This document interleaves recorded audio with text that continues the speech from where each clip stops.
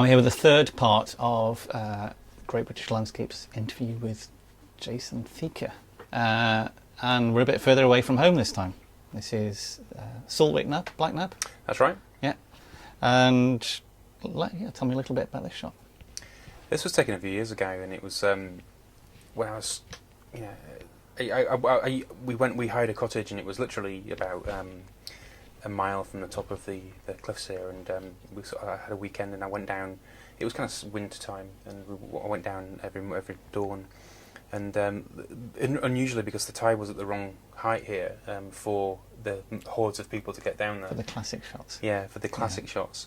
There was no one else there, which was a first. I've been down here, not hundreds. That's an exaggeration. I've been down here at least 10 times at dawn, and there's always been loads of people around. I'd gone for the classic. You don't get it to yourself very often, do you? No, not at all.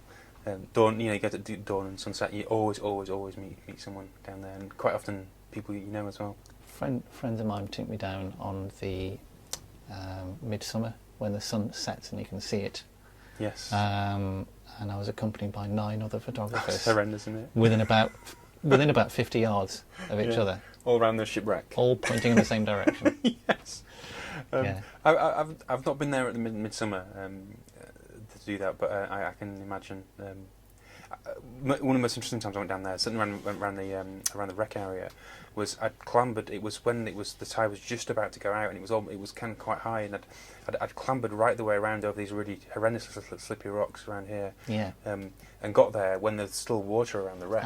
Okay. Because I wanted to try and do some long exposure stuff around the wreck. To try and do something different, it's ridiculous because there was lots of, last time I was there, there were lots of rock falls. Lots of rock falls. I don't recommend it to anyone. So yeah, I think I was a bit naive, really, to be honest, and ridiculously ambitious. Anyway, I got there, luckily, and with no injuries.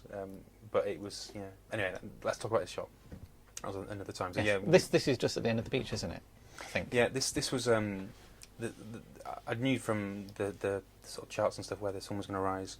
And I knew it was going to be sort of around this area, but I was planning on this. Actually, was I'd gone on there not on purpose that the tide was at the wrong side, but I knew it was going to be quite high, so I knew I wouldn't better get right the way around here without scaling lots of cliffs. Yes. But I went down to the end, the other end of the beach. Oh, is this the other end of the beach? Yeah, it's right. It's right on the. It's right at the other end. Yeah. And there's a few sort of interesting rocks knocking about. And I found this really bizarre rock, which was, it's almost like volcanic in its sort of nature, with these amazing sort of patterns and stuff in it. So I kind of use that as a foreground to push your eye into the shot. Yeah. And lovely colour reflections of it. Yeah, especially from the sort of the blues here and the nice oranges and stuff. But it was almost like Northumberland in its kind of in sort of the very dark, deep black. It's the same rocks, I think. Probably is. Yeah.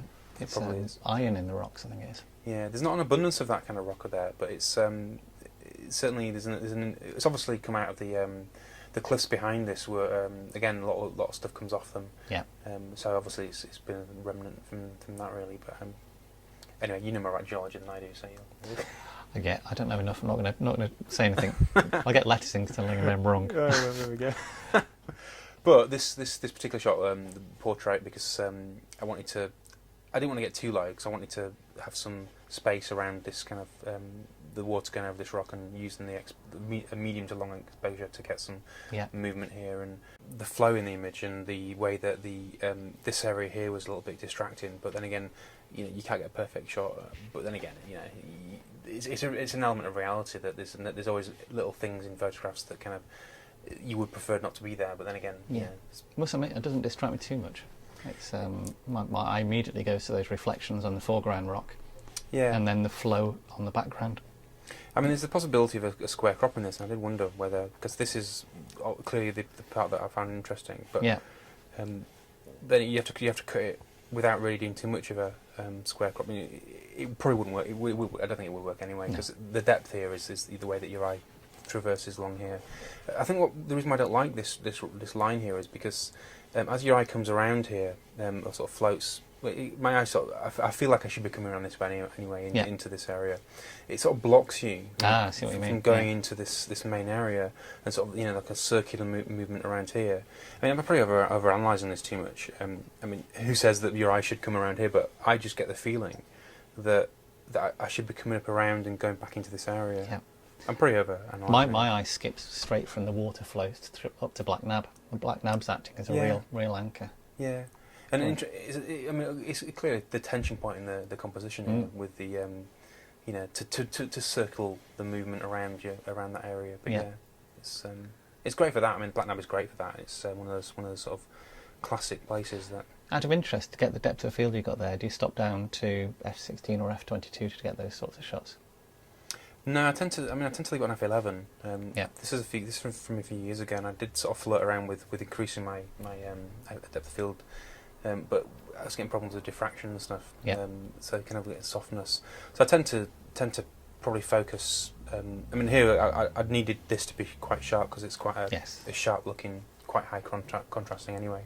And actually, this was more important to be sharp than the distance, because the main area of interest, although this is the famous location in the distance, which gives it kind of that sense of place. Context, yes. Yeah, but this is what's more interesting in composition. So you just let the horizon go a little. A little bit, yeah. I'd probably. I mean, I wouldn't focus on this. I'd focus probably around here somewhere to get this sharp, and then use the sort of hyperfocal distance focusing to get that right.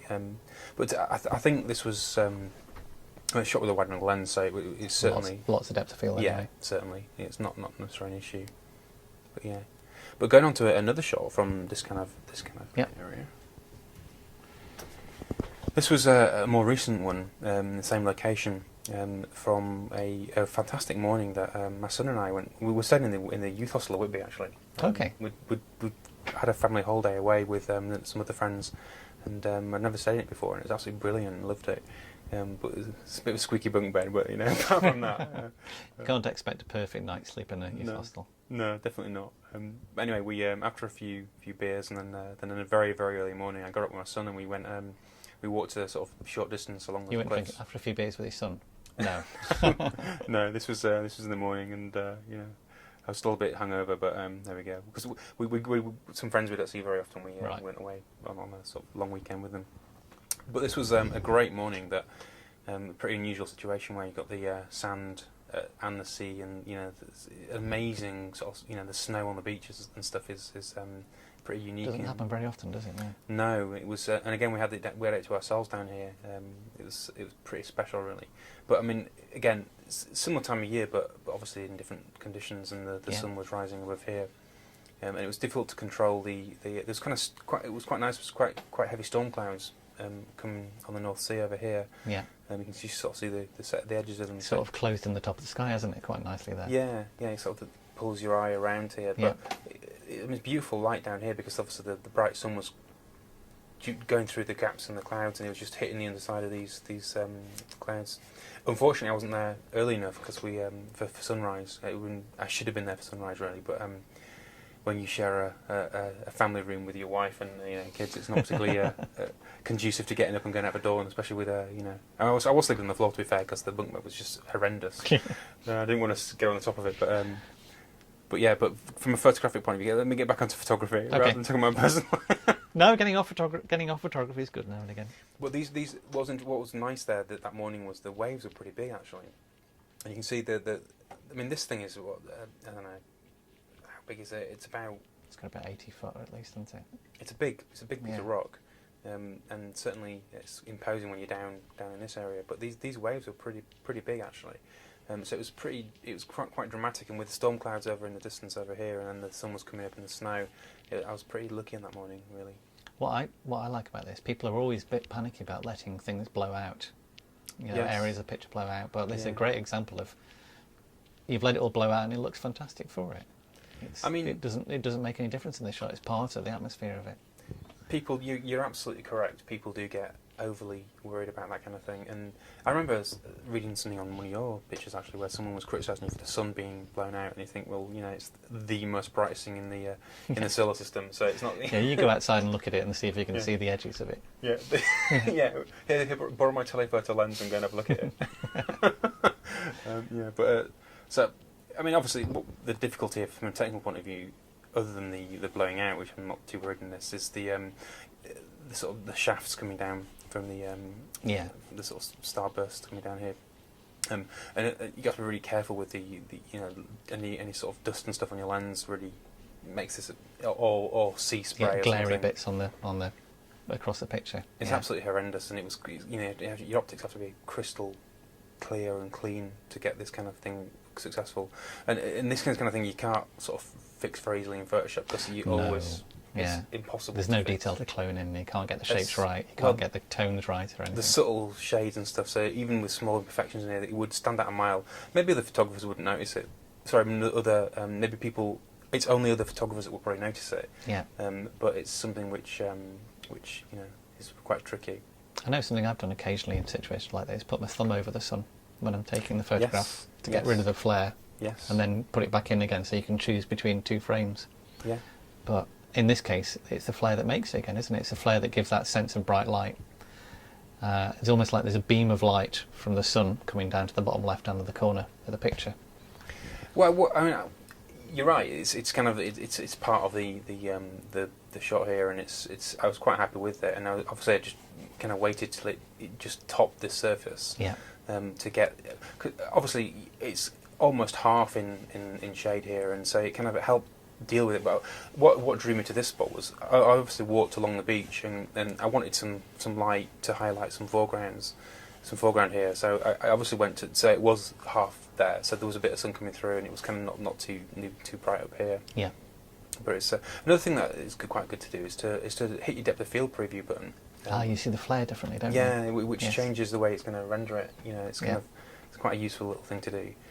Also, when you want the, sort of this to be pin sharp here and sort of to be sort of sharp. I mean, obviously, I wanted this to be as sharp as possible here, and this to be sharp here. But so if you hit that, and you kind of certainly on most modern decent modern cameras now, you can you have the live view on the back. I'll zoom in and check it. 100%, go to 100%, depth of field preview button. For a fact that's sharp, and you can't fail really. Yeah. Again, the great thing that technology has done, so you didn't even have to worry about, working things out. Again, much work in Photoshop with something like this, or? There will have been a reasonable amount of work, certainly in balancing the exposure. And possibly bringing the cliff out a little bit. So imagine there's quite a contrast range there. Yeah, I mean, I will have certainly used some kind of layers in Photoshop and some masking stuff to get that working properly. Again, this is an example where grad wouldn't be particularly great because it would knock. This could be almost black, really, to be fair. And you see the lines coming in, the sun coming down here. Yeah. And this will be far too dark if you use the grad.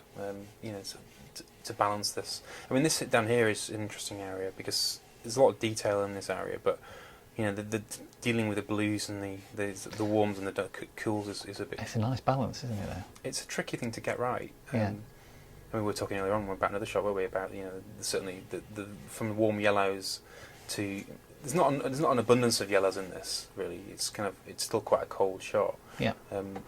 But certainly the white balance of this is kind of reasonably accurate, I think, from the day.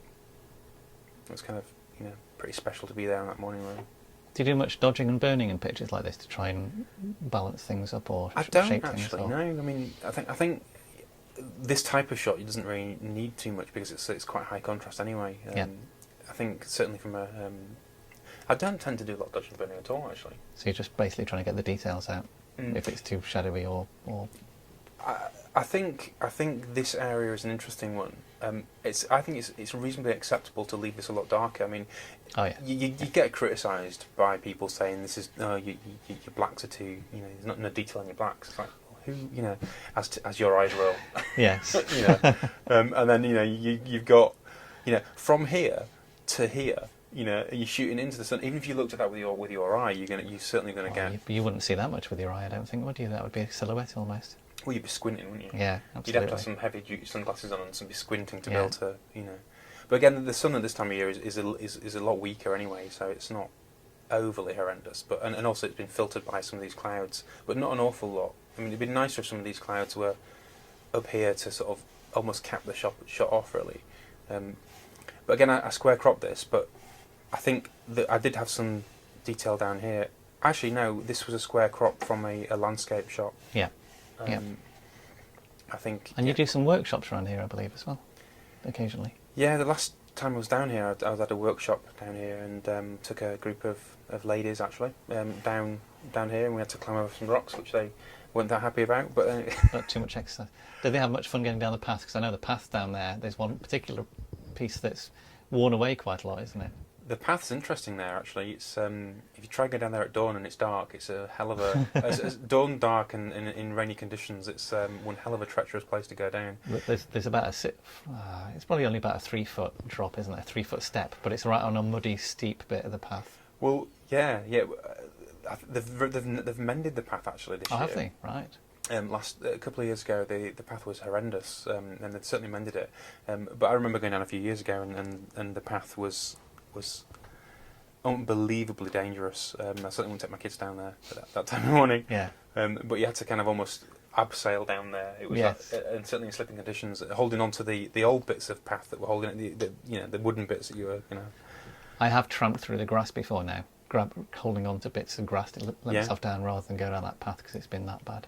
It's an interesting place, and I think from a photographic point of view, it's a honey spot, and a lot of people go down there. But people don't go down there when the tide's in. Again, so this example is again the tide-in situation. Yeah. Because you always try and get down here and go. Well, down. people are heading for the same thing all the time, aren't they? Sadly. Yeah, so they want the Black Nab, they want the Von Trapp, and Von Trapp. Van Trop, yeah. Van Trop. No, Van Trapp, that's the Sound of Music, isn't it? Something like that. The shipwreck. Shipwreck, that'll do. Which it's also interesting. It's great material, and there's nothing wrong with taking pictures of it, but there's just so many people doing it.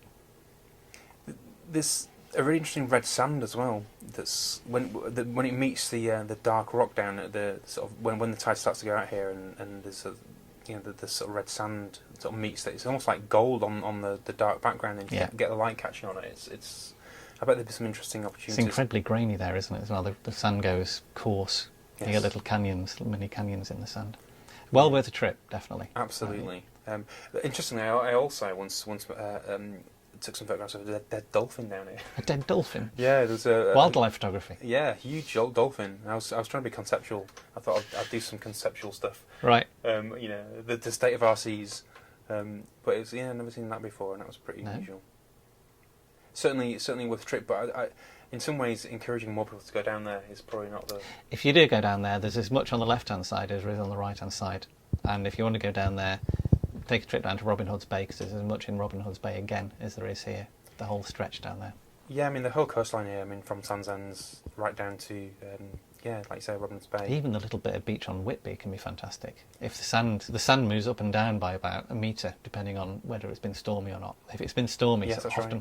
Often the sand drops, and you get all these sandstone shapes with various bands of colour in there. So. It is an amazing place. The trick in these situations, the real difficulty anyway, not the trick. The real difficulty is is coming up with something different. You could argue some of these shots are a tad cliched, because they're pointing in the same direction, they're looking at the same sort of central bit. I've always struggled to get something that is very, very unique down here, because so many people do take it. I've done some more experimental stuff down here, which I've posted online, which is slightly different. But we're comparing these two shots here. But certainly getting something different is very, very interesting down here. It's, well, there's the ingredients for it. It's worth a try. Yeah, I mean, as you say, that down the sort of far end of the beach down here, you can sort of point at sunset towards the harbour at Whitby, and you can get some interesting sunsets over the harbour, which is I've done a few times. But again, the unfortunate thing about that is it's such a long way away, and it's it's also really interesting around this corner with the fantastic geology. There's some really interesting sort of circular. And there's another wreck between there and Robin Hood's Bay as well. There is, backed up against the wall of the cliff, which I've been to around the. Which is hard to photograph because there's nothing really interesting around it. No. Just a great big old. It isn't really decomposed much, is it? It's just a great big old rusty ship. But you can go in it. Can you? Yeah. You can go inside it and have a look at the engine type stuff, and there's quite a lot. It's quite a treacherous coastline, really. But yeah, I saw that. If you go up from Robin's Bay, you can walk around. Yeah. Not And sure if you do that, get your tide right, because it comes in really fast. Really fast. Yeah, and there's nowhere to hide. No, not at all. Here, there is somewhere to hide, and people get rescued off this this ledge here. Yeah. But not- as you go around to Robin Hood's Bay, it's just vertical cliff, yeah, isn't it? Yeah, you have to climb to Yeah. get out of the way of the sea, and it's a long swim. Oh, yes. So, Well, thank you very much. No, Much been a pleasure. appreciated. Brilliant. Okay, cheers.